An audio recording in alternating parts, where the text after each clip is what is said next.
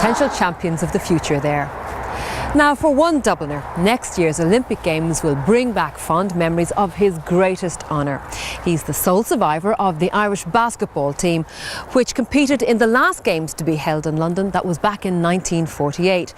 This true blue dub, who comes from a famous GAA family, has been telling us how he got hooked on this foreign game.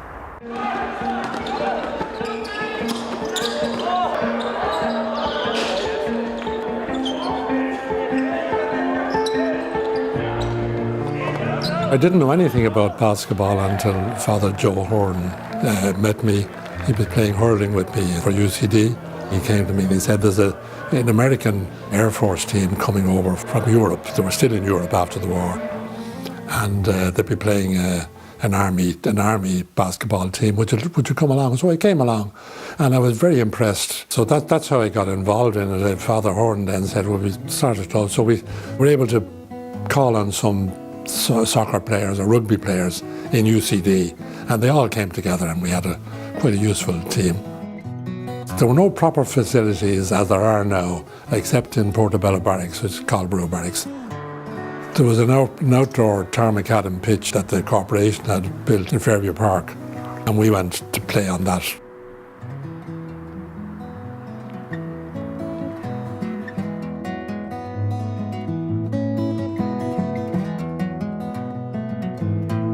We have got quite big crowds here. We had to put a rope around the court.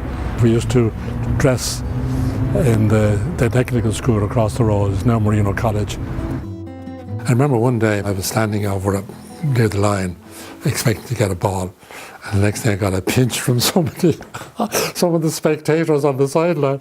My bare legs, I suppose, was too enticing. But we had some marvellous games there, I must say. Great stuff altogether.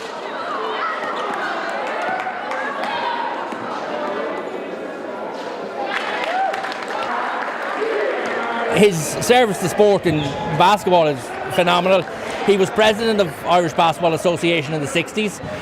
He was also a Hall of Famer for Irish basketball, and he's a Hall of Famer for sport here in UCD. There's a huge legacy and a huge tradition there with Harry and the UCD sport in general, but particularly UCD basketball.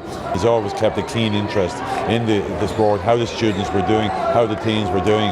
I suppose he's led by example. That's what contribution is all about. That's what legacy is all about.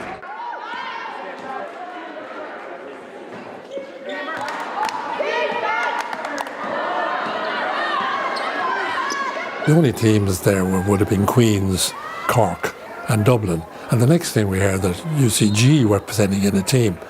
And it appears that there was a lot of Newfoundlanders had come over to Galway, and they said they were going to enter a team. And they arrived up, and it was the first time we ever saw shorts and singlets with big numbers across them and all the rest. But by God, they could move the ball around. And so we thought we had the university won, but they beat us eventually.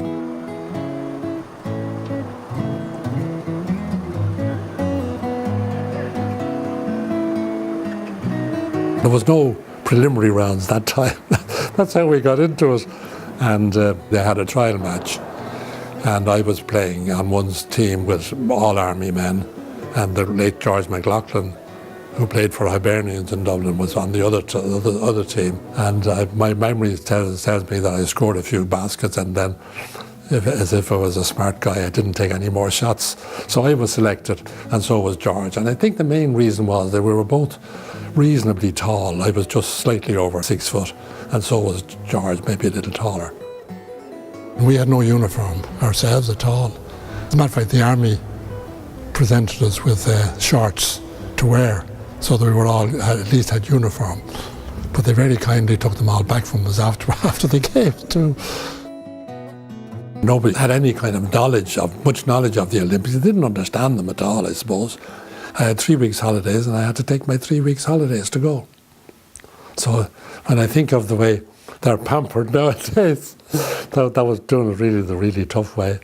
London was an extraordinary thing. We met down at the docks, went on the boat across, and then the train up.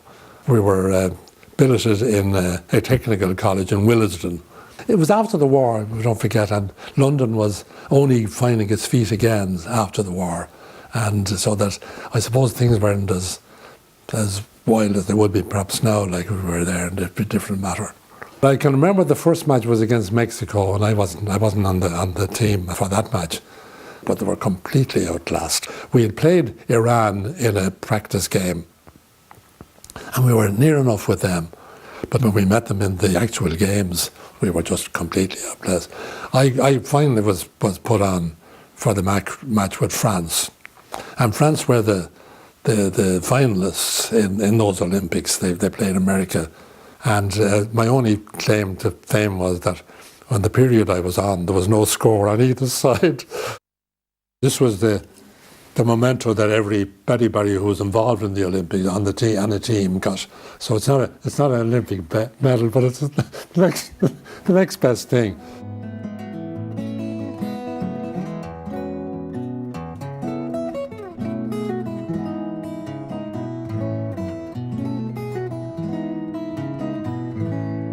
All the rest of my team, the team that were there in '48, they're all departed, all dead. So if I can stick it out to 12, I'll be the only one that's still alive since the previous Olympics in London. So it would be quite a distinction, I think, you know. And I'm sure Harry will enjoy London 2012. Next week we have touch rugby, fashion, and I go on a Ulysses trail for Bloomsday. Bye for now.